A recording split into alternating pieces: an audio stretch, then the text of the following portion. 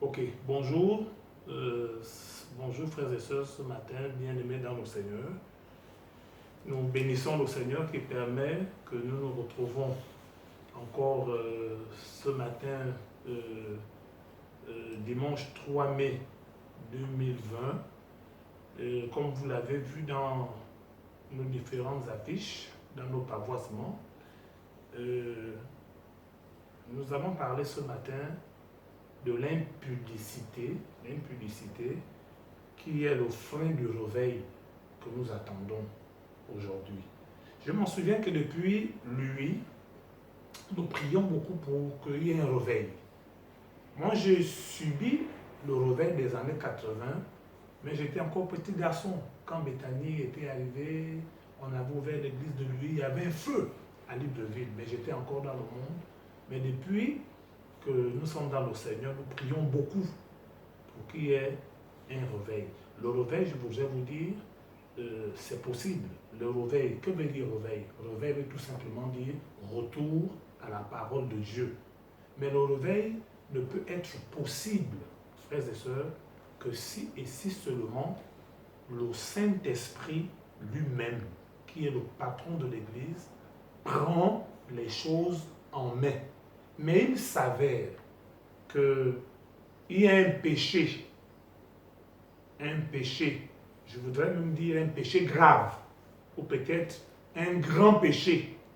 C'est vrai que la Bible ne parle pas de grand péché, mais Jésus dit quelque part, Jésus dit, celui qui me livre à vous commet un plus grand péché. C'est vrai que la Bible n'enseigne pas de grand ou de petit péché, le péché c'est le péché, mais Jésus dit cette particularité. Il dit, celui qui me livre à vous commet un plus grand péché.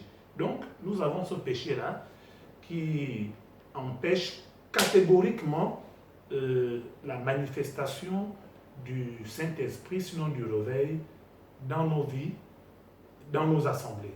Et ce péché s'appelle l'impudicité.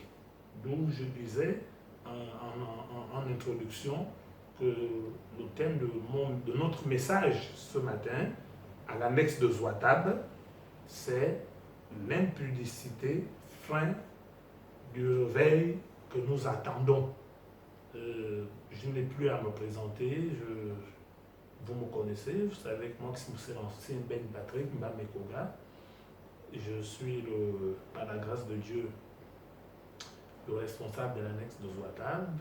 Nous avons un co-responsable, nous avons le diacre Lucien Bouzangoy, nous avons la diaconesse Mama Bernadette Mbielewa, nous avons Mama Brigitte Bouzangoy, nous avons mon épouse, Madame Mama Olivia, nous avons la sœur Kouméa Obam Vianney.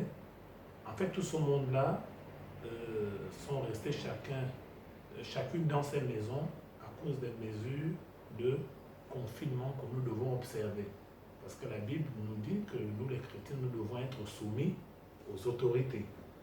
Je bénis le mais ça ne nous empêche pas de prêcher l'évangile et de faire des cultes en ligne. Et d'ailleurs, j'exhorte tous les chrétiens de Zouatab, du moins pour ceux qui ont des téléphones Android, de suivre les prédications du président national des Assemblées de Dieu, l'apôtre docteur, son Excellence Jules Benjamin Goua, les prédications du vice-président Atiomba, les messages du pasteur Lekossi. Je voudrais dire en un mot les messages de tous nos responsables, ceux de la parole créatrice, le pasteur Domesvi Patrick, qui fait un grand travail dans les réseaux sociaux, le pasteur Ditanda. Vous devez suivre tous ces messages-là par des biais des réseaux sociaux. Et vous allez me dire, mais ancien, je n'ai pas un téléphone Android. Je dis, ok, mais comment tu fais pour payer les chaînes Canal de 10 000 ou de 15 000 chez toi, alors qu'un téléphone Android coûte peut-être 20 000 ou 15 000? Pour les responsables, ce n'est pas que je prends un engagement, je vais voir avec le diaconat. Il faudrait que tous les responsables de Zouatab, à partir dans les jours qui suivent, chacun doit avoir un téléphone Android pour mieux suivre tout ce qui se passe dans notre annexe. Amen. Amen. Alors, je parlais de l'impudicité, fin du réveil que nous attendons. Par définition, l'impudicité provient d'une racine grecque, appelée pornéo. Pornéo ou bien pornéos, qui veut dire pornographie. L'impudicité signifie littéralement, ou l'impudicité est désignée comme étant tout rapport sexuel commis avant ou après le mariage. C'est ce qu'on appelle l'impudicité. Vous voyez, l'impudicité signifie aussi relations sexuelles illicites. Parce qu'en fait, les relations sexuelles, lorsque Dieu les invente, Dieu a toujours voulu que les rapports sexuels se fassent uniquement dans le cadre sacré du mariage. Mais lorsqu'il y a un rapport sexuel avant mariage, ou comme s'il y a un rapport sexuel après mariage veut dire quoi? Après mariage veut dire que le frère Kéry est marié à la sœur X et le frère Kéry se permet de tromper sa femme. C'est une impudicité. C'est une relation sexuelle qui est faite après mariage. Il est comme celui qui, n'est-ce pas, dans le monde, ou peut-être qui est à l'église, qui sort avec une sœur avant mariage. C'est l'impudicité. Et l'impudicité, disais-je tantôt, peut être aussi définie de manière littéraire comme étant des rapports sexuels illicites. Par expérience, nous avons constaté que un impudique, c'est-à-dire une personne qui vit dans l'impudicité, c'est une personne qui est beaucoup versée non seulement dans le sexe, mais c'est une personne souvent jalouse, grandement jalouse, et cette personne-là, n'est-ce pas, peut être assassine, elle peut être aussi meurtrière. Je vous parle un peu de l'exemple du Gabon. Les cas sont légion. Vous avez vu vous-même des gens, peut-être qui n'ont pas tué, mais vous avez certainement entendu parler dans votre parcours de jeune homme ou de jeune femme ou de maman ou de papa de quelqu'un qui s'est battu à cause d'une copine, qui s'est battu à cause d'un copain. Mais qu'est-ce qui nous permet de se battre à cause d'une copine ou à cause d'une copine ou à cause d'un copain? Mais c'est l'impudicité. Or, l'impudicité, lorsqu'elle est abondante dans la vie de quelqu'un, cette personne-là devient assassine, cette personne-là devient meurtrière. Je vais vous rendre un témoignage, si vous permettez, frères et sœurs. J'ai grandi, je suis né à Québéville, mais j'ai grandi dans les PK, au PK8. Et au PK8, on avait un jeune homme, un jeune frère, qu'on appelait Gali, paix à son âme. Et il a été mis en prévention, il avait volé, ils ont fait un vol aggravé, et puis il est parti en prison. Il a fait 1 an de prison. Lorsqu'il fait 1 an de prison, lorsqu'il sort de la prison, c'est comme ça que ses amis vont l'alerter en disant « Ah, mais Gali, est-ce que tu sais que ta copine que tu avais laissée dehors sort maintenant avec l'un de tes amis qu'on appelle Roland, et qu'actuellement là, ils sont au couloir de la mort. » Le couloir de la mort, c'était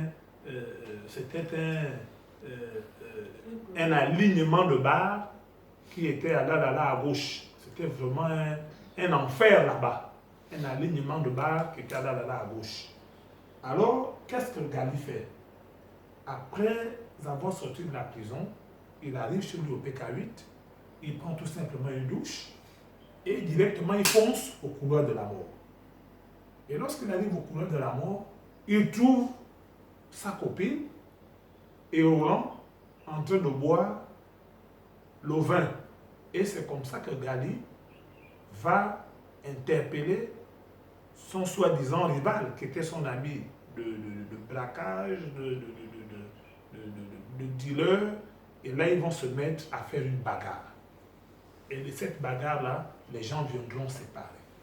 Et quand les gens vont venir se parler, Gabi va se dire peut-être que la bagarre est terminée. Mais Roland est parti juste derrière la boutique, casser une bouteille de coca. Et Gabi ne faisant pas attention, Roland vient par l'arrière, il lui enfuit la bouteille ici au cou. Et c'est comme ça que les jugulaires, les carotides, toutes ces veines qui sont au cou, qui alimentent le cœur et le cerveau, se sont déchirées. Et là, il a fait une hémorragie, une perte abondante. Et il est mort dans les 3-5 minutes qui suivent là sur place. Donc vous voyez un peu comment l'impudicité, lorsqu'elle est abondante, peut tuer quelqu'un. On a même vu des hommes politiques tuer même des femmes, des hommes à cause des femmes. Hein? Vous voyez, tout ça, c'est le résultat de l'impudicité. Donc je voudrais dire en introduction que si le monde, ce que je vais dire est très important, si le monde est ce qu'il est aujourd'hui, nonobstant le fait qu'on parle de coronavirus, Covid-19, si le monde est calme aujourd'hui, les gens peuvent toujours prendre des avions, les gens peuvent toujours prendre des voitures, les gens peuvent toujours, n'est-ce pas, se déplacer, cela n'émane pas de la volonté de l'homme.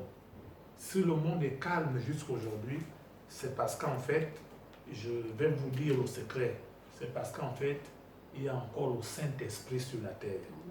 Amen. Amen. C'est parce que le Saint-Esprit est encore sur la terre.